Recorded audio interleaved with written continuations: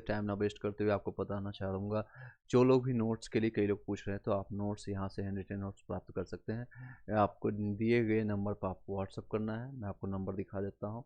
उसके बाद इस नंबर पर आप व्हाट्सअप कीजिएगा 7903812553 पर व्हाट्सअप से करना है अपने नाम के साथ, और जो भी आपके 6 to 8 के लिए है, 9 से 10, 11 से 12 के लिए आपको कंटेंट मिलेगा। SCERT NCERT का नोट्स 6 से लेकर के 12 तक का EVS के साथ मिलेगा। SCERT का 9 से 10 का भी आपको NCERT आपको 6 से लेकर 12 तक का विद प्रैक्टिस सेट कुछ मिलेगा। और प्रीवियस ईयर जितने भी क्वेश्चन पूछे हुए आपका लगभग 110 पेजेस का PDF आपको मिलेगा। कंप्यूटराइज रहेगा, कुछ हैंड रिटन नोट्स रहेगा, और करंट अफेयर्स का भी कंटेंट मिलेगा। ये सारे PDF नोट्स प्राप्त करने के लिए गूगल पे, पेटीएम या जो भी आप यूज़ करते हैं, इसी नंबर पर आप व्हाट्सअप करके 149 से दीपावली तक ये ऑफर रहेगा। शायद इसके बाद ये सारे चार्जेज आपको 499 तक आपको रहेगा, क्योंकि जो कंटेंट हम आपको देंगे जितना चाहिए, जितने भी ये स्क्रीनशॉट यहाँ पर दिख रहा है SCERT का बुक है 6 से लेकर के 12 तक का, इसमें हम छोटा ही रखे हैं क्योंकि ज़्यादा स्पेस नहीं है, अदरवाइज बहुत ज़्यादा लंबी हो जाती है। चलिए अब सीधे टॉपिक पर चलते हैं।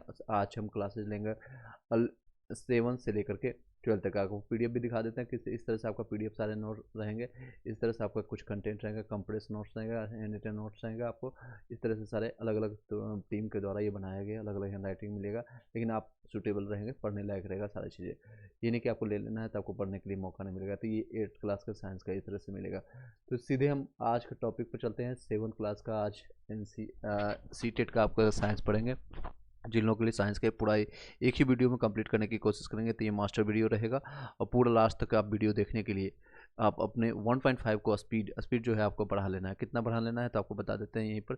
1.5 जितना भी आपको सूटेबल हो, एटलीस्ट मैं आपको सजेस्ट करूँगा 1.5 या 1.7 के, ताकि आपका थोड़ा टाइम बचे। और साथ ही साथ कोशिश कीजिएगा जो आपको आता है, ठीक है, जो नहीं आता है उसको आप क्या करना है, नोट्स बना लेना है अपना।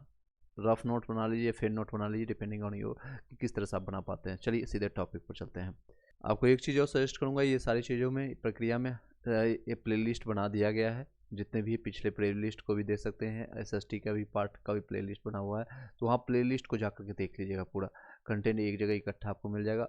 और नोट्स जरूर बनाइएगा, तैयार करने की कोशिश कीजिए। अगर आप नोट्स नहीं बनाते तो मैं आपको सजेस्ट करूँगा इसी वीडियो को कम से कम 2 से 3 बार, कम से कम 2 से 3 बार देख लीजिएगा।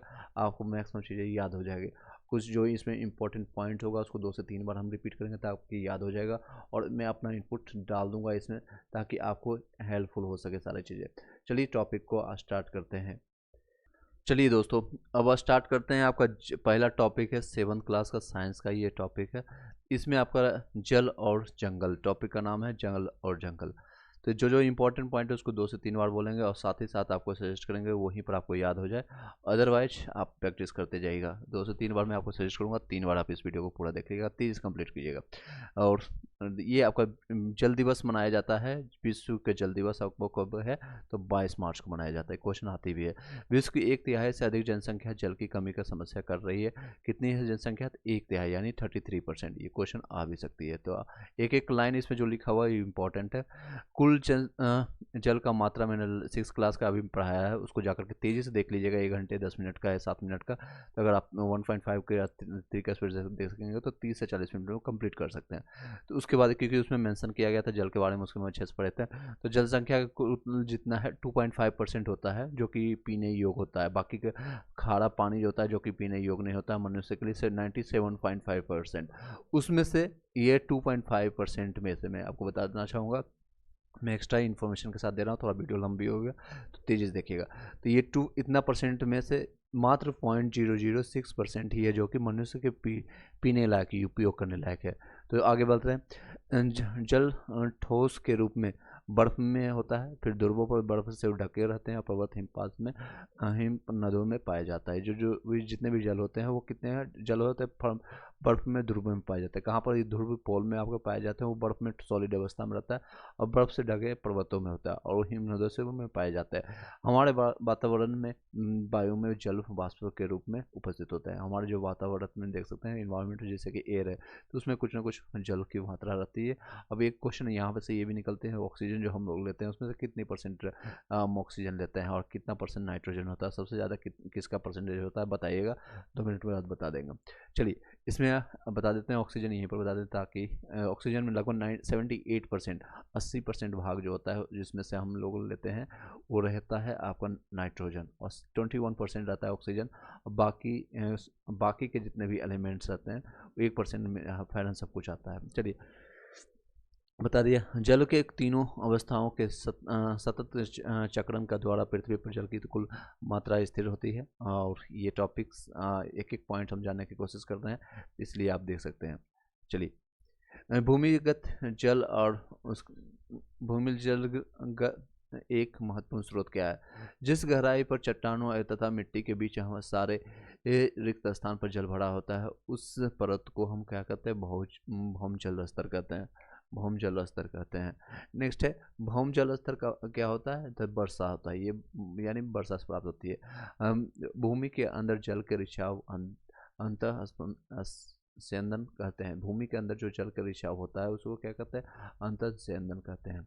नेक्स्ट है भूजल का भंडारण को जल भल करते हैं, यानी भूजल यानी जो कि हम भूमि जल को उसको भंडारित करते हैं। देखते होंगे जब ये कोई छत से आया पानी और किसी भी टब में या फिर उसको बना करके रखने की कोशिश करता है, तो ये जो भंडारण हम करते हैं उसी को कहते हैं जल भर कहते हैं। ठीक है, उसी को जल भर कहते हैं। चलिए नेक्स्ट पॉइंट पर चलते हैं। कम जल और वर्षा जल के रिसाव के लिए उपस्थित भूमि की कमी से भूजल स्तर में गिरावट आती है। कम जल वर्षा यानी कम वर्षा हुई, या फिर वर्षा जल के रिसाव, अगर वर्षा हुई तो उसका रिसाव हो गया, ज़्यादा निकल गया रिसाव का मतलब, तो उपलब्ध भूमि की कमी में भूजल स्तर में कमी आ जाता है, गिरावट। ये गिरावट कहाँ पर देख सकते हैं आप सामान्य भाषा में? तो कुआं जो बनता है उसका जल स्तर अगर मान लीजिए यहाँ तक मिल रही है, तो वो घटते घटते और नीचे चली जाती है। इससे पता चलता है जल का स्तर है और नीचे चला गया है। उद्योगों की स्थिति तेजी से वृद्धि, बढ़ती जनसंख्या, सिंचाई आवश्यकता और कुप्रबंधन में जल की कमी होता है। ये अगर पूछेगा क्वेश्चन में आ सकता है यहाँ से कि बताइए जल की कमी का मेन कारण क्या है? तो एक तो बढ़ती जनसंख्या है, उद्योगों यानी इंडस्ट्रियलाइजेशन हो रहा है, उसका सिंचाई हो गया, कुप्रबंधन हो गया, जिसे हम लोग यूज करते हैं। अगर टब ब्रश कर रहे हैं, टैप कर रहे हैं, तो इस समय भी हम लगातार यूज करते रहते हैं या टैप चलते रहती है, जिससे पानी का रिसाव होता है। तो ये सारे रीजन है, आपको याद करना पड़ेगा। 7 क्लास का लेक्चर है तो उतना ज़्यादा डिफिकल्ट नहीं है। उसके बाद 8 क्लास 9th क्लास का जल्दी हम लाएंगे, और कोशिश कीजिएगा आप जितने भी लोग हैं ग्रुप में ज्वाइन करने के लिए। व्हाट्सअप ग्रुप यहाँ पर मिल जाएगा, ऑलरेडी मैंने आपको डिस्कस किया था, फ्री ऑफ कॉस्ट रहेगा, इसमें कोई भी चार्जेस नहीं। अगर किसी भी क्लास के 6 8 9 से 10th 11 से 12th के लिए या किसी अन्य कंपटीशन के लिए भी है, तो इसमें आप जाकर के ज्वाइन कर लीजिएगा। मैक्सिमम टाइम हम कोशिश करेंगे 6 से लेकर के 10th तक में, किसी भी टाइम हम आकर के ये सारे चीज़ डिस्कस करेंगे। आपको पहले बता देंगे कल के डेट में कौन सा टॉपिक करना है और किस बुक से करना है, तो वही आपको पीडीएफ भेज देंगे, वहाँ से करना है। आप बाकी चीज़ें आप ग्रुप में ज्वाइन कर सकते हैं डिपेंडिंग ऑन योर सिचुएशन। अगर ऑलरेडी आप कहीं ग्रुप में ज्वाइन किए हुए हैं तो ज्वाइन करने की कोई ज़रूरत नहीं है, आप उसका व्हाट्सएप यूज कीजिए, सलेक्शन लीजिए, और क्योंकि आप लोग के इंतजार में माता पिता बैठे हुए हैं, सलेक्शन जरूरी है। चलिए नेक्स्ट है ड्रिप सिंचाई किसे कहते हैं? ड्रिप सिंचाई के बारे में जानते हैं। और ये ड्रिप सिंचाई होता है, ड्रिप सिंचाई जैसे खेतों में ही रही पारंपरिक सिंचाई से हो रहे पानी बर्बादी को बचाया जाता है। इससे हम क्या करते हैं ड्रिप सिंचाई से, यानी जो खेतों में पानी की सिंचाई के दौरान बर्बादी होती है उससे बचाने के लिए यूज होता है। एक एक पॉइंट से क्वेश्चन आएगी और आती है, इसमें बीपीएससी टीआरई 1 में भी क्वेश्चन आई है, तो इससे आप ध्यान से देखिएगा। जंगल क्या होता है? जंगल क्या संपदा जीव जंतुओं की सुरक्षा के लिए जंगल को आरक्षित घोषित किया जा सकता है। उदाहरण के तौर पर जैसे कि होता है आपको बिहार में है वाल्मीकि राष्ट्रीय अभ्यारण्य है, जो कि पश्चिम चंपारण में पड़ता है, टाइगर रिजर्व के लिए जानी जाती है। और बरेला में अभ्यारण्य है जो कि वैशाली में है, और भीम बंध अभ्यारण्य मुंगेर में है। ये आपको नाम याद रखिएगा, ये स्टैटिक जीके में भी क्वेश्चन आ सकती है। तो गौतम बुद्ध अभ्यारण्य जो है गया में है, कैमूर अभ्यारण्य जो है आपका रोहतास में है। ये आपको भी सारे बिहार में आता है, तो बिहार जीके से भी आपका कंप्लीट होते चला जाएगा। एससीईआरटी पढ़ने से ये फायदा होता है कि आपको सारे टॉपिक बिहार से संबंधित आपका कवर हो जाएगा। चलिए नेक्स्ट वन, हिमालय के ऊंचे पहाड़ों और चीर देवदार के वृक्ष मिलते हैं। हिमालय मैंने लास्ट 6 क्लास में भी पढ़े थे, उसको भी देख सकते हैं, उसमें भी मेंशन किया हुआ था ऊंचे पहाड़ों पर कौन से जानवर पाते हैं, क्या होता है और क्या चीज़ें हैं जो उनकी, अगर वृक्ष के पत्ते होते हैं नोखीदार होते हैं, नोक जैसा निकलता है, ये सारी चीज़ें मैंने 6 क्लास में भी कल के डेट में आपको बताया था, उसको भी जाकर तेज़ी से देख सकते हैं। हिमालय के ऊंचे पहाड़ों पर चीड़ और देवदार के वृक्ष मिलते हैं।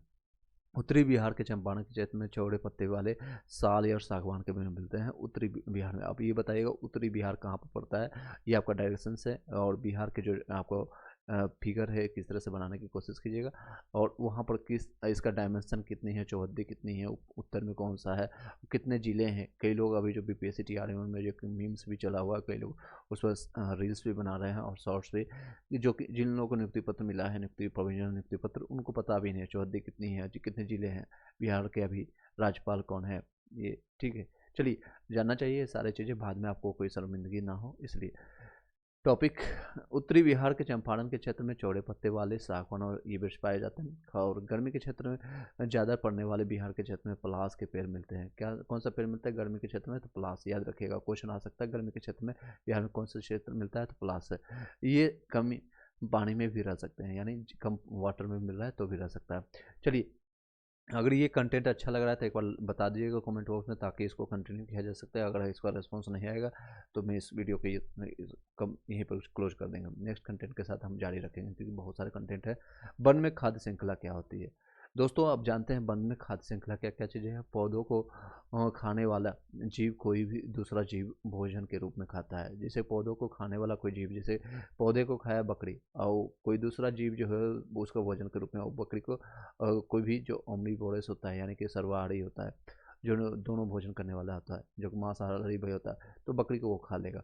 इसे खाद्य श्रृंखला कहते हैं। इसी टाइप को कहते हैं श्रृंखला। यानी 100 कौन होगा, सबसे प्रथम भोजन कौन होगा, तो पेड़ पौधे होंगे, उसके बाद पेड़ पौधे वाला दूसरा बीज हो गया, जैसे बकरी हो गया, उसके बाद बकरी को खाने वाला शेर हो गया, तो ये तीसरा हो गया उत्तक में। एक्स्ट्रा मैं बताते जा रहा हूँ ताकि अगर क्वेश्चन आए तो आपको कोई दिक्कतें ना हो। चलिए, इस तरह से आपको यहाँ से, चलिए नेक्स्ट पॉइंट पर चलते हैं।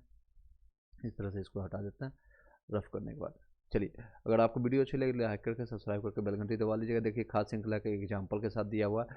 अब घास कीट पौधे खाते हैं, फिर उसको मेढक खाता है, फिर मेढक को सांप खा जाता है, और सांप के बाद फिर उसको गरुड़ खा जाता है, सांप को गरुड़ खा जाता है। घास, जैसे दूसरा एग्जाम्पल है घास, हिरन, बाघ। इस तरह से एक क्वेश्चन भी TRU 1 में आया था, आप देख सकते हैं, उसमें भी पूछा गया था पहला कौन है और सेकंड कौन है, सोपोसी और अर्धपोषी। इसको मैंने 6 क्लास में पढ़ा है, इसलिए मैंने बताया 6 से बेसिक का स्टार्ट है। बेसिक आप पढ़िए, हर एक टॉपिक उसको जानने के लिए कोशिश कीजिएगा। अगर आपको नोट्स चाहिए तो एक बार ले लीजिएगा। 149 में एक that's not a big task, और इतना बड़ा अमाउंट नहीं है, आप आते जाते इतना पिज्जा ख़त्म कर लेंगे। इसलिए मैं इसको फ्री ऑफ कॉस्ट भी दे सकता हूँ, लेकिन आप लोग इसकी वैल्यू समझेंगे और आपको इसको पढ़ेंगे। आपके पास टाइम बहुत कम है, ऑलमोस्ट 30 डेज में आपको ये सारी चीज़ें कंप्लीट करना है। इसलिए मैंने ये पेमेंट रखा है, ताकि इसकी वैल्यू जब कहीं भी आप पे करते हो तो आप वैल्यू दोगे। पे करोगे तो पे अटेंशन करोगे, अगर पे नहीं करोगे तो लोग लेकर के PDF लेकर के सिर्फ बैठे रहते हैं। मैं इतना दे दूंगा, नोट्स इतना प्रोवाइड आपको कर दूंगा, हैंड रिटन नोट्स और PDF, और ये उतना आप पढ़ भी नहीं पाओगे। लेकिन आप उसी में फिल्टर आउट करके अपने सब्जेक्ट के अनुसार, मान लीजिए किसी का साइंस है तो उस साइंस को फिल्टर आउट करके आप सारा सब्जेक्ट पढ़ लीजिएगा। चलिए नेक्स्ट है सूक्ष्म जीव के बारे में जानते हैं। सूक्ष्म जीव क्या होता है, यानी माइक्रो ऑर्गेनिज्म जो घास फूस को सड़ा करके ह्यूमस बनाने में सहायक होते हैं, वे अपघटन कहलाते हैं। ये अपघटन कहलाते हैं, जैसे बैक्टीरिया हो गया, कवक हो गया। अपघटन एक पर रासायनिक प्रक्रिया जिसमें ऊष्मा उत्सर्जित होता है। ये क्या है, रासायनिक अभिक्रिया जिसमें से आपको ऊष्मा निकलता है। क्या निकलता है, ऊष्मा निकलता है। अब ये देख सकते हैं जो वन भूवन में अपवर्तन किस तरह से होता है। इसको खाया ऑक्सीजन किस तरह से, जैसे हम जानवर हो गए या फिर कोई पेड़ पौधा, ये कार्बन डाइऑक्साइड छोड़ा, और कार्बन डाइऑक्साइड यहाँ पर आकर के फिल्टराइजेशन करके फिर ऑक्सीजन इनको दे रहा है। ये ऑक्सीजन ही हम लोग के लिए यूजफुल होता है, और दिन के टाइम में ऑक्सीजन ज़्यादा हमें मिलता है पेड़ पौधे से। अपवाद में एक पीपल का वृक्ष, जहाँ से हमें दिन और रात दोनों 24 घंटा मिलता है। बाकी मैक्सिमम वृक्ष जो होते हैं, पेड़ पौधे, वहाँ से हमको सिर्फ ऑक्सीजन प्राप्त होता है, दिन में प्राप्त होता है ऑक्सीजन। आई होप कि समझ आ रही होगी। अगर आपको वीडियो कंटेंट अच्छा लग रहा है, एक एक क्वेश्चन है कहाँ से बनेगी वो भी बताने की कोशिश की, क्योंकि बहुत सारे वेराइटी ऑफ क्वेश्चन मैंने लास्ट टाइम भी कराया, कई लोग को फायदा हुआ, और वो लोग अभी जा करके नियुक्ति पत्र ले चुके हैं और ज्वाइनिंग कर रहे हैं। उन लोग के लिए घर में खुशियाँ आ चुकी है, दीपावली मना रहे हैं वो लोग। चलिए, आप लोग के घर में खुशियाँ मने, इसकी शुभकामना के साथ आगे बढ़ते हैं। चलिए, वो थोड़ा सा तेज़ी से आप कीजिएगा, मैं एक एक क्वेश्चन कंप्लीट करूँगा और धीरे धीरे बताना। वन भूवर्धन को रोकता है, ये सारी चीज़ें। अध्याय एक कदम, इसमें इतना ही टॉपिक था, इसमें इतना ही क्वेश्चन आ सकता है, ये पॉइंटर्स था। अध्याय 2 में है जंतु में पोषण। अध्याय 2 में जानते हैं जंतु में पोषण। सभी जीव प्रत्यक्ष या अप्रत्यक्ष रूप से भोजन के रूप में पेड़ पौधे पर निर्भर करते हैं। जैसे कि अगर पेड़ पौधे, जैसे मैंने एग्जाम्पल अभी ऊपर में देखा था कि पेड़ पौधे को खा रहा है हिरन, या फिर बकरी या फिर कीट उसको खा रहा है शेर, तो एट द एंड शेर या फिर मनुष्य, तो मनुष्य किस पर डिपेंडेंट हो गया है, या शेर तो डिपेंडेंट हो गया, पेड़ पौधे पर ही डिपेंडेंट हो गया। भोजन ग्रहण करने की विधियाँ क्या है, या तो उसको छीलना होता है, या चबाना होता है, या कुतरना होता है, बेगना होता है, पकड़ना होता है, निगलना होता है, चूसना होता है, ये सारे अलग अलग जानवर अलग अलग तरह से वो अपना कार्य करते हैं। अब मानव में पाचन किस तरह से होता है, इस तरह समझाने की कोशिश करते हैं।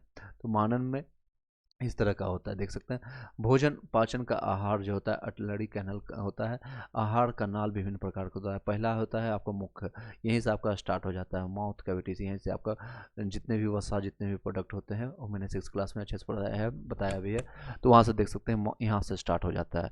फिर उसके बाद ग्रास नाली में जाता है, उसका पिक्चर के साथ देख सकते हैं। उसके बाद अमाशय आपको जाता है स्टोमक में। उसके बाद छोटी आंत में, ज़्यादातर हमारा खाना यहीं पर पचता है। फिर बड़ी आंत में जाता है, और ये उसके बाद फिर ये जितने भी मेन यहाँ पर जो भी बच गया है खाना, उसके बाद जो वेस्टेज बचता है वो बड़ी आंत में जा कर के उसके बाद मलाशय में चला जाता है, और गुदा मल द्वारा लास्ट में ये निकल जाती है जितने भी वेस्टेज होते हैं, और ये निकलना भी जरूरी है। जिस तरह से गिव एंड टेक चलता है हमारे जीवन के प्रत्येक दिन में, उसी तरह से आपको जो आप ग्रहण कर रहे हैं, जो आप नॉलेज ले रहे हैं, आपको कहीं ना कहीं आपको बांटना पड़ेगा, और नहीं आप बांटते हैं तो आपके अंदर बैठा बैठा सड़ जाएगा। इसी तर्ज पर मैं भी, मेरे पास भी जो टाइम और एनर्जी रहता है, मेरे पास जो नॉलेज है, कोशिश करता हूँ जिस भी माध्यम से हो, ऑडियो वीडियो या पीडीएफ फॉर्मेट में, या फिर आपको आकर के सामने बता के उन्हें करके मैं ट्रांसफ़र करने की कोशिश करता, ताकि ये इसकी धार तेज तार रहे, यानी कहीं भूले नहीं, और भी चीज़ों के लिए बेनिफिट रहे।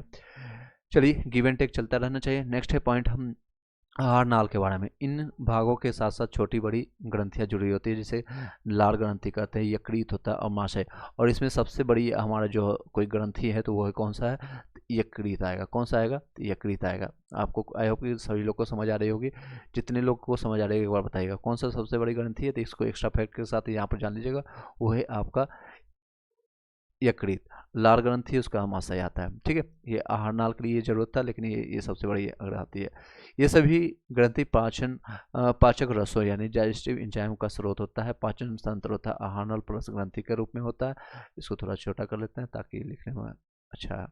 चलिए, मानव में पोषण के विभिन्न चरण कौन कौन से होते हैं। पहला तो अंतर्ग्रहण होता है, फिर पाचन होता है, फिर अवशोषण होता है, फिर स्वांगीकरण होता है, और क्या क्या है इसके बारे में भी हम जानते जाएंगे।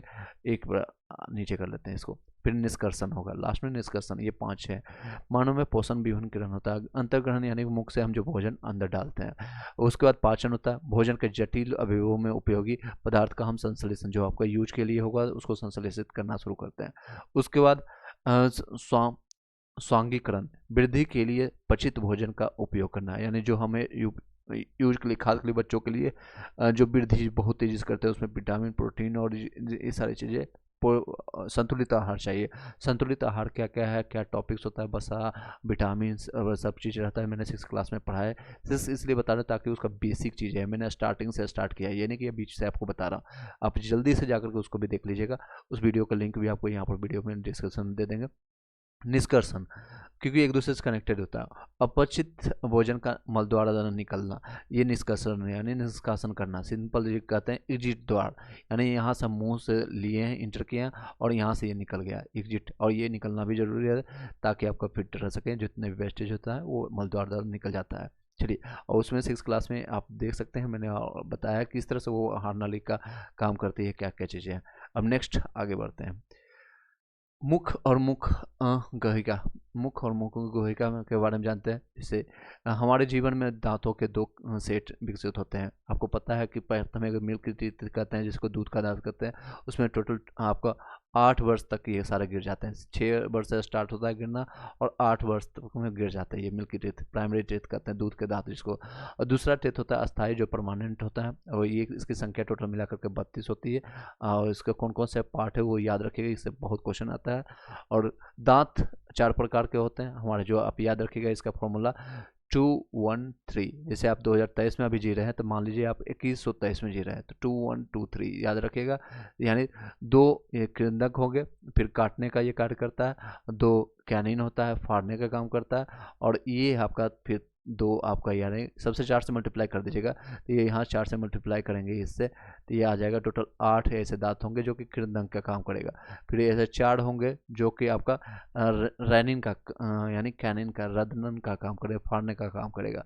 और फिर 8 ऐसे होंगे जो कि आपका अग्र यानी प्री मोलर पीसने और चबाने का काम करते हैं। और फिर इसमें 4 से मल्टीप्लाई करिएगा तो ये 12 हो जाएंगे। तो टोटल मिला करके आपको 32 हो जाएगा। 12 और 8 20, 20 और 4 24, और 24 और 8 32, टोटल मिला करके आपके 32 दांत आता है। और ये 32 दांत कब आएंगे, क्या आएंगे, सब चीज़ जानते हैं।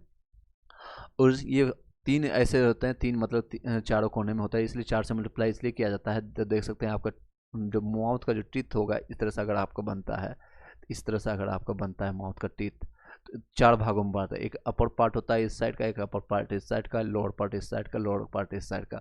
अगर 2 दांत है कैनिन में फाड़ने का है तो 2 दांत इधर भी इधर भी मिलेगा। ऊपर का जो कैनिन जो काटने का काम करते हैं, जो कि इस तरह का सेम दांत आपको शेर में भी देखते हैं, जो बड़े बड़े चीज़ें आप देखते हो जब भी आप चिकन मटन या जो लोग खाते हैं नॉनवेज, तो काटने का काम इसी इंसिजर कृदंत के द्वारा करता है। कैनिन में फाड़ने का काम करते हैं, और ये प्रीमोलर पीसने और चबाने का काम होता है। चवर्णन यानी कि पीसने और चबाने का कार्य करता है, जो कि चौवा जिसको कहते हैं। हमारे मुंह में 3 प्रकार की लार ग्रंथि होती है। ये बहुत इंपॉर्टेंट था, मैंने आपको इसमें कई चीज़ें एक्स्ट्रा फैक्ट के साथ बता दिया। तो आप इसको एक बार स्क्रीनशॉट ले सकते हैं या फिर आप नोट्स करते चले जाइएगा। चलिए नेक्स्ट है लार ग्रंथि में 3 प्रकार के हमारे लार ग्रंथियाँ होती हैं। लार में पानी, लवण और चिकना मैकुस होता है, चिकना और मैकुस होता है, ये सारी चीज़ें। लार में एंजाइम एमाइलेज एंजाइम उपस्थित होता है। लार में कौन सा एक क्वेश्चन भी आएगा तो कौन सा एंजाइम उपस्थित होता है लार में, तो एमाइलेज एंजाइम उपस्थित होता है, जो कि भोजन के पाचन में उपस्थित होता है, मदद करता है, भोजन के पाचन में ये मदद करता है। तो क्वेश्चन आप यहाँ से देखते जाइएगा, लार में कौन सा एंजाइम होता है, तो एमाइलेज, याद रखिएगा एमाइलेज यानी माइलेज देने का काम करेगा। एक जिसे मोपेड या कार या टू व्हीलर चलाते हैं, मैं आपको याद रखने के लिए बता रहा हूँ ताकि यहीं पर आपको दिमाग में छप जाए।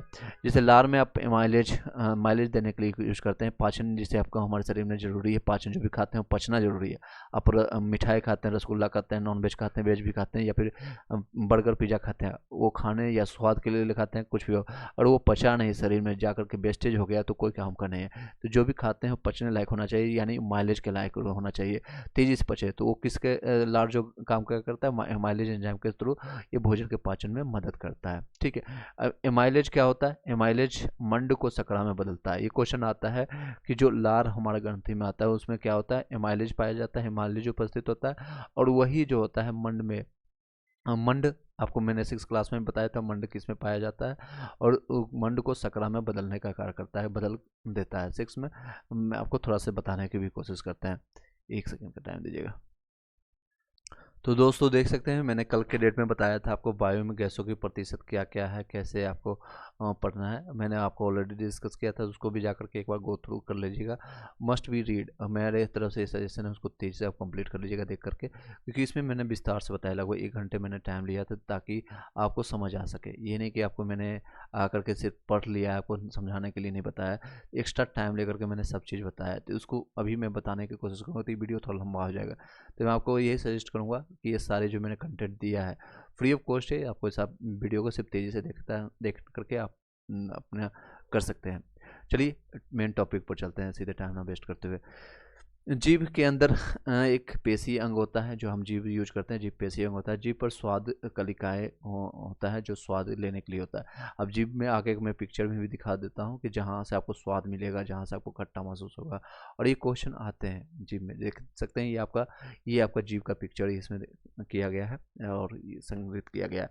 हमको बीटर स्वाद यानी खट्टा तीखा जो आपका जब भी लगता है, नींबू को हम काट करके हम लेते हैं, तो कहाँ पर लेते हैं आप, एक सेकेंड, हाँ, नींबू जब भी हम लेते हैं तो कभी भी आगे हम नहीं ले सकते हैं, यहाँ पर हम नहीं ले सकते, और यहाँ पर डालते हैं। नींबू का जो होता है ये बीटर यानी खट्टा, ये सब जो होता है, और जो विटामिन सी इसमें उपलब्ध होता है, यहीं से प्राप्त करते हैं। शुगर जो होता है हमें, जो यानी मीठापन जो होता है, ये पीला जो भाग है, इसमें हम मीठा का जो स्वाद आता है यहाँ पर आता है। और यमी के टाइप का है जो कि यमा यानी कि यमी लगा, पिज़्ज़ा खाएँ बड़ा यमी लगा, बोलते हैं अरे यार दोस्त बहुत ही यमी लगा, तो यहाँ से बीच वाले भाग से पता चलता है। और स्वीट मीठा पता कहाँ से पता चलेगा, तो सबसे आगे वाला भाग, जीभ का सबसे आगे वाला भाग से पता चलता है। हाँ रसगुल्ला है एकदम काला काला जामुन एकदम बड़ा स्वीट लगा, तो मीठा कहाँ से पता चला, यहाँ से स्वीट पता चला, और यहाँ से ये सारा यमी वाला पता चला। मैं शॉर्ट फॉर्म में लिख देता हूँ, बाकी यहाँ पर लिखा हुआ है, आप स्क्रीनशॉट ले सकते हैं। और ये आपका बीटर यानी जो ग्रीन कलर का दिख रहा है वो आपका बीटर यानी कि तीखा यानी खट्टा, आपको तीखा जो जितने भी आपका नींबू आंवला जो डालते हैं हम यहीं पर आप खाते हैं इस स्वाद लेने के लिए। और ये आपका शुगर के लिए आपका आता है, ठीक है, पीला वाला भी ज़्यादा शुगर के लिए, मीठा है कि नहीं चखने के लिए। जीभ साफ स्पष्ट बोलने और शुद्ध उच्चारण के लिए भी मदद करते हैं। जीभ का अगर काट लिया जाए तो क्या होगा, तो उससे कोई भी बंदा या फिर या बंदी वो साफ से नहीं बोल पाएंगे, लड़का या लड़की कोई भी साफ से नहीं बोलेगा। स्पष्ट बोलने और शुद्ध उच्चारण के लिए भी उपयोग होता है, तो इसलिए कहते हैं टंग का यूज करते हैं, टंग ट्विस्टर यूज करते हैं। कभी कभी आप प्रैक्टिस भी किए होंगे टंग ट्विस्टर का, या फिर आपने गेम भी खेला होगा। और साथ ही साथ टंग एक होता है स्पोकन इंग्लिश, एक होता है एक प्रोनाउंसिएशन, ये सारे चीज़ इसमें बहुत ज़्यादा यूज होता है। तो इसका प्रैक्टिसेशन आप स्टार्टिंग में करा सकते हैं, आप बच्चे को जब पढ़ाने जाएंगे तो इसका भी बहुत उपयोग हो सकता है। चलिए अब बातें करते हैं आपके एग्जामिनेशन से रिलेटेड, क्योंकि आपका टॉपिक ज़्यादा बड़ा नहीं करना है। दांतों के ऊपरी भाग को इनामेल कहते हैं। दांतों के जो ऊपरी भाग को होता है क्या कहते हैं, इनामल जो होता है, जो सबसे मजबूत होता है हमारा। दांत के फॉर्मूला मैंने बताया है 2123, जैसे अभी 2023 चल रहा है, तो मान के चलिए आप 100 साल और आगे हैं, वो है 2123 है। आधे जबड़े का होता है, जिसमें जीभ अगला भाग मीठा के लिए, मैंने आपको बताया जीभ का अगला भाग मीठा के लिए होता है, पिछला भाग कड़वा के लिए, कड़वाहट के लिए, खट्टा के लिए, और पार्श्व भाग जो होता है वो आपका खट्टा और कड़वा और खट्टा के लिए होता है। बीच का भाग कोई भी स्वाद नहीं देता है, बीच में अगर हम कुछ भी देंगे तो उसमें कोई भी स्वाद नहीं देगा, ठीक है। चलिए ये याद रखिएगा, ये पॉइंट बहुत इंपॉर्टेंट है। जीभ का अगला भाग मीठा, पिछला भाग कड़वा और पार्श्व भाग आपको खट्टा और कड़वा, बीच का भाग कोई भी स्वाद नहीं देता। भोजनल और ग्रासिका के बारे में जानते हैं। इस टॉपिक के बारे में जो क्वेश्चन आ सकता है उसको हम जानने की कोशिश करते हैं। वीडियो अच्छी लगी लाइक करके सब्सक्राइब करके बेल घंटी दबा लीजिएगा। चलिए इससे क्या क्वेश्चन आ सकते हैं, भोजनली और ग्रासिका और जिसको कहते हैं, यह पतली लंबी नली होता है, मांसल संरचना है जो कि अमाशय को मुख्य ग्राहक को जोड़ती है। क्रमानुकुंचन क्या होता है, पेरिस्टाइटल मूवमेंट के कारण खाना भोजन नली से पेट तक पहुंचता है। कर्म, इसका कर्म मतलब कि क्या है, सिस्टमेटिक वे से इसका कर्म क्या है, उसका गति क्या है, के कारण खाना नली से पेट तक पहुंचता है। ग्रासिका में वायु और भोजन मार्ग एक ही होते हैं। ग्रासिका में वायु और भोजन मार्ग एक ही होते हैं, जिन्हें गलकोश यानी फायरनेक्स या ग्रसनली कहते हैं, फायरनेक्स या ग्रसनली कहते हैं। श्वास नली के ऊपर एक मांसल संरचना होती है जिसे एपिग्लॉटिक्स कहते हैं। श्वास नली जो हम लेते हैं, सांस लेते हैं, कि ऊपरी मांसल संरचना होती है, इसे जिसे एपिग्लॉटिक कहते हैं, जो भोजन के लिए वक्त श्वास नली को बंद कर देती है, जो भोजन के करने वक्त श्वास नली को बंद कर देती है। अमाशय के बारे में अब टॉपिक में पढ़ेंगे।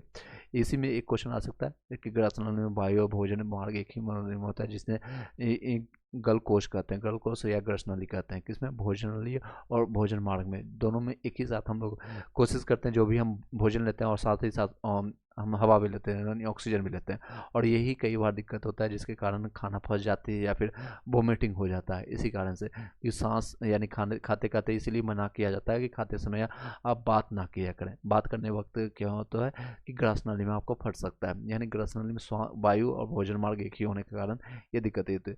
श्वास नली के ऊपर एक मांसल संरचना होता है जिसे इपिग्लेस्टिक कहते हैं। इसमें अभी फिगर नहीं है तो मैं आपको बता नहीं सकता हूँ, जो भोजन करने के लिए वक्त उपयोग होता है। चलिए आप पीडीएफ में लीजिएगा, उसमें आपको मिल जाएगा। अमाशय के बारे में जानते हैं। अमाशय आहार नाली का सबसे चौड़ा भाग है। अमाशय का जो होता है आहार नाल का सबसे चौड़ा भाग है। ये चपटी और यू आकार का होता है। किस तरह से होता है, चपटी और यू आकार का होता है। आई होप कि सभी लोग को अच्छा लग रहा होगा। चलिए नेक्स्ट पॉइंट पर चलते हैं इस तरह से।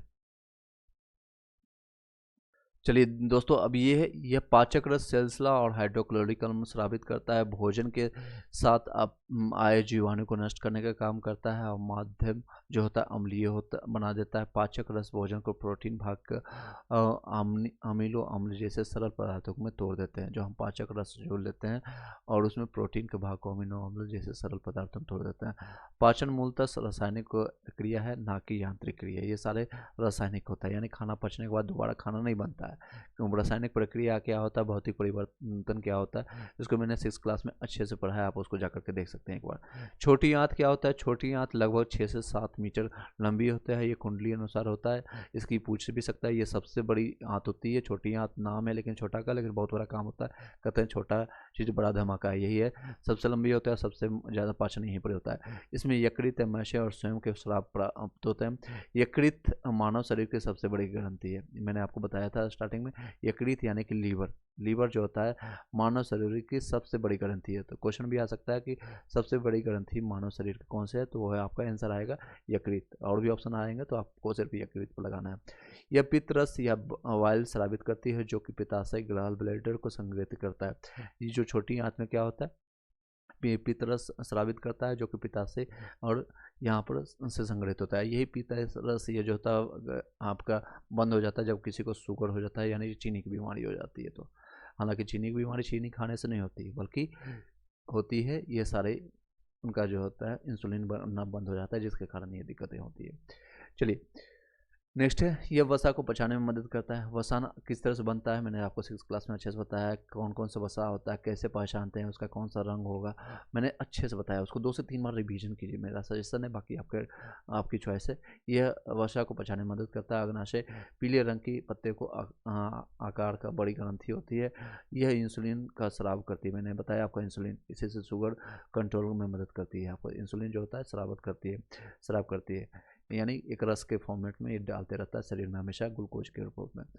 इससे निकला रस कार्बोहाइड्रेट, प्रोटीन और वसा पर काम करने के लिए सरल रूप देता है। मैंने आपको बताया अभी, ये इससे क्या होता है, इंसुलिन जब निकलते हैं उससे कार्बोहाइड्रेट, प्रोटीन और वसा पर काम करते हैं, उसे सरल रूप देता है। छोटी आंत का पाचन रस आंशिक रूप से पचा भोजन को पूर्ण रूप से पचा देता है। कार्बोहाइड्रेट जो होता है ग्लूकोज के फॉर्मेट में होता है, फैट वसा और ग्लिसरॉल का होता है, प्रोटीन अमीनो अम्ल का होता है। छोटी आंत को आंतरिक भाग में अंगेलियों समान उभरी हुई संरचना पचे हुए भोजन का अवशोषण करती है, जिसे दीर्घराम या रसंगुल यानी विली कहते हैं।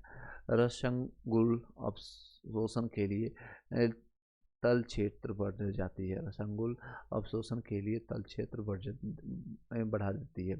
अब बड़ी आंत के बारे में जानेंगे, इसमें क्या क्या कार्य होते हैं, क्या क्वेश्चन आ सकती है। बड़ी आंत का व्यास चौड़ा होता है। व्यास यानी कि डायमीटर जिसको कहते हैं, यानी चौड़ा होता है वो, इसलिए इसे बड़ी आंत कहते हैं। इसको बड़ी आंत इसलिए कहते हैं, उसका पिक्चर आपको दिखाएंगे कभी। छोटी आंत इस तरह से रहता है एकदम सिकुड़ा, और बड़ी आंत ऊपर से आती है और इस तरह से घूम करके उसको करने की कोशिश करता है, और नीचे मल द्वार से वो कनेक्टेड रहता है बड़ी आंत। इस तरह से मैंने आपको शॉर्ट में बताने के लिए, ऊपर ग्रास नली आपको टोटल निकल करके आती है। आई होप कि मैंने देखने की समझ करने की कोशिश कीजिएगा। ये 1.5 मीटर का होता है। आपको छोटी आंत मैंने बताया कितना, 6 से 7 मीटर का होता है। और ये कितने का होता है, तो ये मात्र कितने का होता है, तो 1.5 मीटर का होता है। 1.5 मीटर का होता है। तो क्वेश्चन में आ सकता है, बताए बड़ी आंत में कितने मीटर का होता है लंबा, तो 1.5 मीटर, लगभग 1.5 मीटर का। ये बस जल और कुछ लवणों का अवशोषण करता है। इसमें सिर्फ और सिर्फ क्या काम होता है, तो जल और कुछ लवण, जो हम पानी पीते हैं और कुछ लिक्विड लेते हैं, तो उसको अवशोषण यानी उसको अब्जॉर्ब करने का काम करता है। ORS घोल दस्त के समय दिया जाता है। इसे जीवन रक्षक घोल भी कहते हैं, ORS जिसको कहते हैं। ORS का फुल फॉर्म क्या आता है, ओरल डिहाइड्रेशन सॉल्यूशन, यानी जो हाइड्रेशन कभी गर्मी के टाइम में देखते होंगे कि बहुत ज़्यादा डिहाइड्रेटेड होते हैं, खासकर बच्चे लोग को गर्मी के टाइम में इन ORS घोल पिलाने की सलाह देते हैं डॉक्टर भी। घास चरने वाले जंतुओं का पाचन किस तरह से होता है, इसमें देखेंगे क्या क्या क्वेश्चन आ सकती है। घास खाने वाले जंतुओं में सेलुलोज का पाचन कुछ जीवाणुओं की सहायता से, ये जीवाणु रुमेन के रूप में होता है। ये क्वेश्चन भी आता है, जो घास खाने वाले जैसे गाय हो गया, भैंस हो गया, वो किस तरह से उसका पाचन किस तरह के रूप में होता है जंतुओं में, तो सेलुलोज होता है। उसका क्या यूज होता है, सेलुलोज का पाचन कुछ सहायता से। ये जीवाणु का नाम क्या होता है, तो रुमेन नाम होते हैं। छोटी और बड़ी आंत के बीच में थैलेनुमा संरचना का अंधनाल, जिसको सीमन कहते हैं। ठीक है, चलिए ज़्यादा हम कंटेंट डिलीवर कर रहे हैं, इसलिए थेरीज करेंगे और आप दे सकते हैं। नेक्स्ट टॉपिक पर चलते हैं। अमीबा एक कोशिका जीव कोशिका सूक्ष्म जीव है। अमीबा एक कोशिकीय जीव है कि इसके कोशिका के चारों ओर कोशिका झिल्ली होती है, इस जिसके अंदर कोशिका द्रव भरा होता है। केंद्र एवं अनेक धमनियाँ होती है। इसकी पाँव कृत्रिम पाँव है जो कि सूडोपोडिया कहलाता है। कृत्रिम पाँव होता है यानी कृत्रिम मानव निर्मित होता है, समझ लो। ये एक से दो होने के खुद का एक विभाजन करते हैं। अब नेक्स्ट टॉपिक पढ़ेंगे उष्मा। ये फिजिक्स का टॉपिक है, क्लास 7 का अभी चल रहा है क्लासेज। और वीडियो अच्छी लगे लाइक करके सब्सक्राइब करके बेल घंटी दबा सकते हैं तो देख सकते हैं। जो लोग को ये पीडीएफ चाहिए मैं आपको ये सजेस्ट करूँगा, इस वीडियो पर आप व्हाट्सअप करके हमें कॉन्टैक्ट कर लीजिएगा। पीडीएफ के साथ साथ SCRT NCERT ये सारे कंटेंट मिलेगा, BPSC की प्रीवियस ईयर क्वेश्चन मिलेगा और करंट अफेयर्स का कंटेंट मिलेगा। इतना मैं आपको दे दूँगा, आपको बहुत ज़्यादा होगा, उसको बस पढ़ना है, ये सारे आपको टॉपिक मिलेगा। ग्रुप के लिए आप कॉन्टैक्ट कीजिएगा, कल के डेट्स में स्टार्ट हो जाएगा ग्रुप आपका और वो एक्टिवली उसमें हम क्वेश्चन आंसर करेंगे। 6 से लेकर के 10 o'clock तक क्लासेज चलेगी, इसलिए मैं बार बार बता रहा ताकि आपको याद रहे। ताप थर्मामीटर से मापते हैं, ताप जो होता है थर्मामीटर से मापते हैं। थर्मामीटर में पारा द्रव के रूप में भरा जाता है। ताप को मान को सेल्सियस और फ़ारेनहाइट में मापा जाता है। हम जो टेम्परेचर मापने का एक क्वेश्चन आ सकता है कि ताप को किस तरह से मापते हैं, तो वो किस तरह से मापते हैं, थर्मामीटर से मापते हैं, ये क्वेश्चन हो गया। डॉक्टर जो यूज करते हैं थर्मामीटर में वो पारा द्रव के रूप में यूज करते हैं, ठीक है उसमें। और ये पारा ही एक मात्र ऐसा धातु है या जो कि द्रव अवस्था में पाई जाती है। और धातु, ये धातु आप बता सकते हैं। तापमान के सेल्सियस और फ़ारेनहाइट में मिलते हैं। डॉक्टरी थर्मामीटर जो हम 35 तक के माप सकते हैं। इसके फ़ारेनहाइट डिग्री होता है यानी कि 94 से लेकर के 108 डिग्री फ़ारेनहाइट। जिससे कभी लोग कोई कहता है मेरे जो फीवर हो गया, बुखार हो गया, 101 डिग्री है। 101 डिग्री क्या होता है, सिर्फ 101 डिग्री नहीं बोलना है, 101 डिग्री फ़ारेनहाइट है, ठीक है।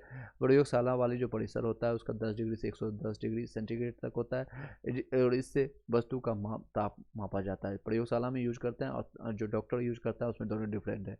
ये फ़ारेनहाइट वाले होते हैं और ये डिग्री सेल्सियस में। क्वेश्चन आ सकती है कि घर वाले डॉक्टर वाले कौन यूज करते हैं और प्रयोगशाला में डिग्री सेल्सियस में उसका रेंज क्या है, 10 से 110 तक होता है किसी वस्तु को मापने के लिए। उष्मा का स्थानांतरण यानी ट्रांसफॉर्मेशन गर्मी वस्तु से ठंडा में होता है। इसका उष्मा जो भी ट्रांसफर होता है आप ऐसे भी जानते हैं, नॉर्मल ह्यूमन टेंडेंसी है। जो ज़्यादा रहेगा पानी जहाँ जिसके स्तर होगा वो ज़्यादा से कम की ओर जाएगा, चाहे वो अमीरी हो या गरीबी हो, अट्रैक्शन ही है। वो देखते होंगे गरीब अमीर से अट्रैक्ट होता है और खुशी लोगों से अट्रैक्ट होता है।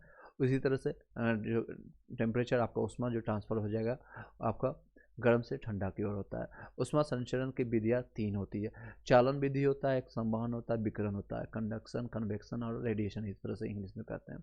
इंग्लिश मीडियम वाले समझते जाएगा, हिंदी में ही सभी लोग समझाते हैं। चालन जो होता है उष्मा का संचारण यानी एक कण से दूसरे कण के आपस में संपर्क से आगे बढ़ सकती है। यानी इसके लिए क्या है, टच होना जरूरी है। टच मी इस तरह से आपको ज़रूरी है। अगर ये टच नहीं करता है ये तो ये इसमें ट्रांसफ़र नहीं होगा। तो किससे होगा, एक कण से दूसरे कण में होगा और ये ठोस धातु और पारा के रूप में होता है। और संवहन कन्वेक्शन किसको कहते हैं, उसमें एक वस्तु के एक हिस्से से दूसरे हिस्से में गर्म कणों के स्वयं स्थानांतरण से होती है। जैसे कि पारा को छोड़कर सभी गैस और द्रव्य, ये सारे एग्जाम्पल है। पारा जो एग्जाम्पल है एक्सेप्शन में है, एक्सेप्शन क्वेश्चन आता है। सम्मान को छोड़ करके बाकी गैस द्रव होते हैं। विकिरण किसको कहते हैं, एक स्थान से दूसरे स्थान तक बिना किसी माध्यम के द्वारा, जिससे हमें सूर्य से रोशनी प्राप्त होती है, वो विकिरण के द्वारा, रेडिएशन के द्वारा प्राप्त होती है। जिससे उष्मा का स्थानांतरण होता है उसे उष्मा चालक कहता है। जिस तरह से हम उष्मा जो कहते हैं मतलब सिंपल से कह सकते हैं जो इलेक्ट्रिक जिससे करंट मिल सकता है, जिस वायर को ये टच करने से जिस धातु से हमें करंट मिलेगा उसमें स्थानांतरण हो सके उसको चालक कहते हैं। एग्जाम्पल में लोहा, तांबा, एल्युमिनियम, और जो यूज होता है ज़्यादातर एल्युमिनियम या फिर तांबा हम लोग के इलेक्ट्रिक वायर जिसमें हम 220 वोल्ट हमें करंट मिलता है। नोट, जल या वायु उष्मा का कुचालक होता है। ये एग्जाम्पल में याद रखिएगा, ये क्वेश्चन आता भी है। जल जो होता है वायु उष्मा का कुचालक होता है, हालांकि जल से थोड़ा वायु जो होता है उष्मा का कुचालक होता है। ये संवहन विधि द्वारा ही गर्म होते हैं।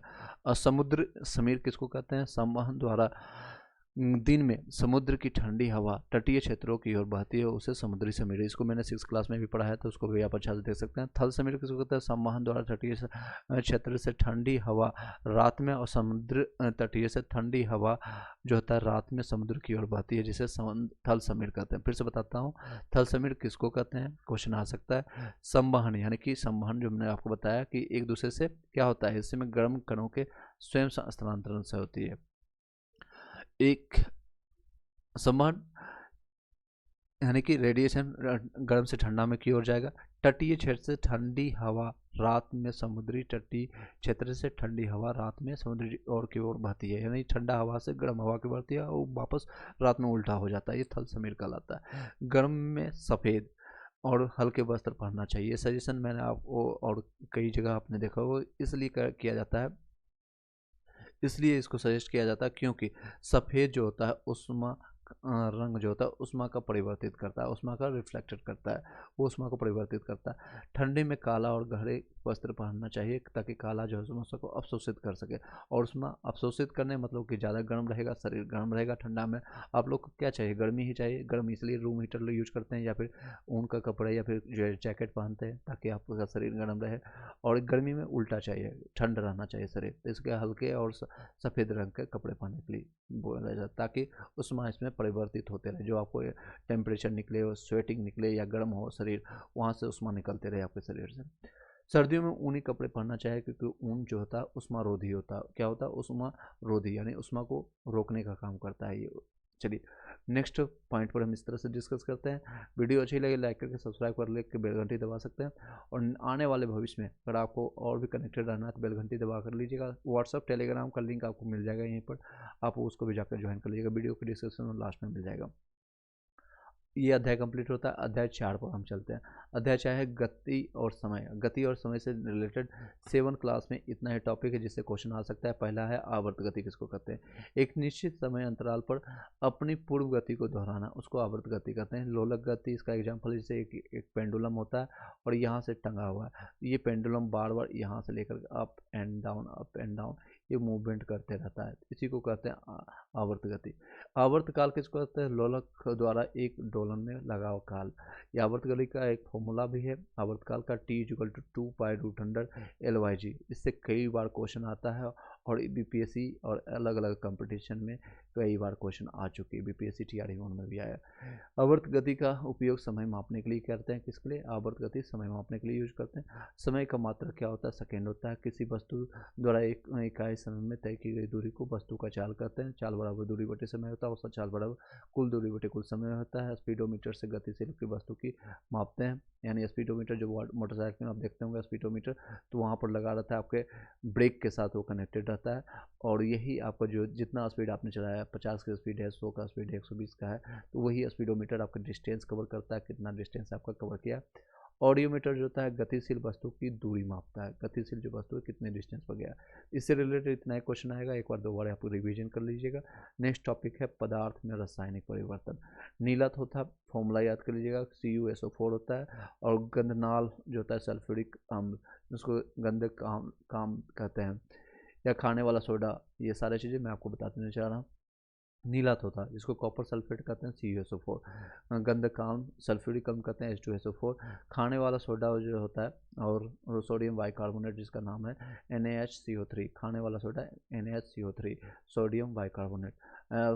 का आयरन सल्फेट होता है, हरा रंग का होता है, FeSO4। नींबू के रस में साइट्रिक अम्ल होता है। क्या होता है? नींबू के रस में साइट्रिक अम्ल होता है। और CO2 की खोज चारकोल को जला करके 1630 में जॉन हेलमेट ने लिया था। CO2 की खोज चारकोल, यानी कि आपको चारकोल मतलब कि काला, जो काले टाइप का क्या होता है आपके कोयला, सिंपल भाषा में, जो कि बहुत ज़्यादा कोयला सबसे ज़्यादा कहाँ पर होता है? झारखंड में होता है। तो CO2 को की खोज कहाँ से? वहीं से प्राप्त होता है, चारकोल को जला करके। और किसने प्राप्त किया था? हेलमेट। अब याद रखने के लिए मैं बताना चाहूँगा, जब चारकोल या कोयले को जलाते हैं तो क्या धुआं निकलेगा, और धुआं से बचने के लिए लोग क्या यूज करते हैं? वो है हेलमेट के शीशा को डाउन करते हैं, हेलमेट यूज करते हैं। तो जॉन हेलमेट उसका नाम याद रखिएगा। तो हेलमेट यूज किया CO2 के लिए, अपने धुआं से बचने के लिए, ताकि आप सुरक्षित रहे। और कब किया? तो 1630 में किया था। क्वेश्चन आ सकती है कि कार्बन डाइऑक्साइड की खोज, CO2 की खोज किसने किया? तो जॉन हेलमेट ने किया। और क्यों किया, कहाँ से प्राप्त हुआ? तो चारकोल यानी चारकोल को जला करके प्राप्त किया। नेक्स्ट क्वेश्चन आती है जो कि बहुत इंपॉर्टेंट है। 1756 में 1456 यानी 1756 में जोसेफ ब्लैक ने CO2 का अध्ययन किया था। स्टार्ट किसने किया? ब्लैक ने। और खोज किसने किया? आपको खोज अगर पूछेगा तो आपको जॉन हेलमेट ने। योगदान क्या है? चूने जल में CO2 को प्रभावित करने के से चूने का जलीय विलेय दुधिया हो जाता है। ऑक्सीजन की खोज जोसेफ प्रिस्टले ने किया। ऑक्सीजन जो है उसका खोज किसने किया? तो जोसेफ प्रिस्टले ने किया। मैं बार बार बता। और इसमें प्रयोग किया गया है जलती मोमबत्ती की जार जो ढक कर करके प्रयोग किया गया। जलती मोमबत्ती को ऊपर से एक जार यानी कि एक गिलास डाल दिया, उससे उसका प्रयोग कर करके वहाँ से ऑक्सीजन प्राप्त करने लगे। उनको प्राप्त हुआ कि हाँ वहाँ पर भी ऑक्सीजन है या नहीं। तो किसने किया था? जोसेफ प्रिस्टले ने किया था। पिस्टल का यूज किया, मैं आपको एग्जांपल के बता रहा हूँ। जिसे आपने मोमबत्ती है, आपको मोमबत्ती है, ठीक है, और ये जल रही है, यहाँ पर लोहा निकल रही है, और ये इसको ऊपर से ग्लास से आकर के डाल दिया, ग्लास से यानी पिस्टल से आकर के ढक दिया। तो किसने किया? तो जोसेफ प्रिस्टले ने। याद रखने के लिए मैं थोड़ा सा कनेक्ट करने की कोशिश कर रहा हूँ। आग का जलना ऑक्सीजन की उपस्थिति में होता है। अगर ऑक्सीजन नहीं है तो क्या आग नहीं जलेगी? बिल्कुल नहीं होगा। अगर पूरी तरह से इसको हम पैक कर देंगे तो यहाँ पर आग नहीं जलेगी। अगर निर्वात में इसी तरह से पता चलता है, निर्वात में आग नहीं होती है। एक एक क्वेश्चन से बहुत सारे ऑब्जेक्टिव निकल रहा है, तो आप इसलिए याद रखिएगा, स्क्रीनशॉट लेते चलिए जाएगा। अपक्षेप क्या होता है? प्रेसिपिटेट। जब दो विलयन में मिलते हैं तो अभिक्रिया के बाद ठोस पदार्थ के रूप में नए पदार्थ बनते हैं, उसे अवशेष प्राप्त होते हैं। जैसे जब दो विलयन मिलते हैं तो अभिक्रिया के बाद यानी उसमें रिएक्शन हुआ के बाद ठोस पदार्थ के रूप में एक नए पदार्थ बनता है, उसको अपक्षेप कहते हैं। यह प्रक्रिया अपक्षेपण कहलाती है। रासायनिक परिवर्तन होता है वह परिवर्तन जिसमें से एक से अधिक नए पदार्थ बनते हैं। प्रत्येक नई खोज रासायनिक परिवर्तन से होता है, जैसे कि औषधि का बनना, प्लास्टिक का बनना, पटाखे का विस्फोट होना। ये सारी चीज़ें हैं हमारा अपक्षेप में आता है। ये सारे निकलता है कहाँ से? औषधि बनता है, प्लास्टिक बनता है, पटाखे का विस्फोट होना, यह सारा अपक्षेप प्रेसिपिटेट कहते हैं। भौतिक परिवर्तन होता है ऐसे परिवर्तन जिसमें भौतिक परिवर्तन के बाद पुनः अपनी स्थिति में वापस आता है। 6 क्लास में मैंने अच्छे से बताया। जैसे कि आपका बर्फ है, सॉलिड में अवस्था में पानी का ही तीनों रूप में बर्फ बना, सॉलिड से आपका लिक्विड बना, पानी बन गया, और लिक्विड से फिर वो गैस बन गया, गैस में तीनों अवस्था में वेपर बन करके उड़ गया। उसको फिर से उसको हम ठंडा करने की कोशिश करेंगे तो कुछ टाइम बाद वो लिक्विड बन सकता है, वापस अपनी स्थिति में आ गया। और उसके बाद और उसको फ्रीजर में ठंडा करेंगे या फिर जम्मू कश्मीर इस तरह से जगह में जहाँ पर ठंडा मिलेगा तो फिर से वो सॉलिड बन सकता है, पुनः अपनी स्थिति में आ सकता है। उसको भौतिक परिवर्तन कहते हैं। और रासायनिक परिवर्तन में ऐसा नहीं होता है, उसका ठीक उल्टा, वो वापस अपनी स्थिति में नहीं आ सकता है। आई होप कि सभी लोग को आसान भाषा में समझने में आ रही होगी। एक बार कमेंट जरूर कीजिएगा ताकि आपके कमेंट्स हमें मोटिवेट करता है और भी नेक्स्ट वीडियो लाने के लिए। अदरवाइज मैं इसको यहीं पर स्टॉप कर दूँगा। लोहे से जंग लगने के लिए ऑक्सीजन और जल की आवश्यकता होती है। अब क्वेश्चन में भी आएगा कि आपके बताइए लोहे में जंग कैसे लगती है और किसके उपस्थिति में लगती है। लोहे में जो जंग लगती है यानी वो आपका ऑक्सीजन और जल की मात्रा लवणता के कारण आपको ये दोनों अगर नहीं रहेगा, जल और ऑक्सीजन, तो आपको ये लोहे में जंग बहुत कम चांसेस लगेगी। और नोट क्या है देखिएगा, लोहे में जंग लगने से बचाने के लिए हम जिंक का परत क्या करते हैं, जिंक की परत चढ़ाने के करते हैं, लेपन करते हैं, उसको गैल्वेनाइजेशन कहते हैं। अब उसको बचाने के लिए क्वेश्चन यहाँ से भी एक और आगे कि बताइए कि लोहे से जंग को बचाने के लिए किस तरह का क्या चीज़ का यूज करते हैं? तो जिंक का यूज करते हैं। क्या यूज करते हैं? ZN इसका है केमिकल नेम, ठीक है। स्टेनलेस स्टील में जंग नहीं लगता है। लोहा और कार्बन और क्रोमियम और निकेल और मैग्नीशियम का बना होता है। किसका बना होता है? लोहा यानी ferrum Fe, carbon C, chromium और निकेल और मैग्नीशियम का बना होता है। समुद्र तट के नीचे निकट के लोहे में जल्दी जंग लगती है क्योंकि लवण युक्त जल से जंग लगने की प्रक्रिया बढ़ जाती है। मैंने अभी आपको बताया यहाँ पर लवण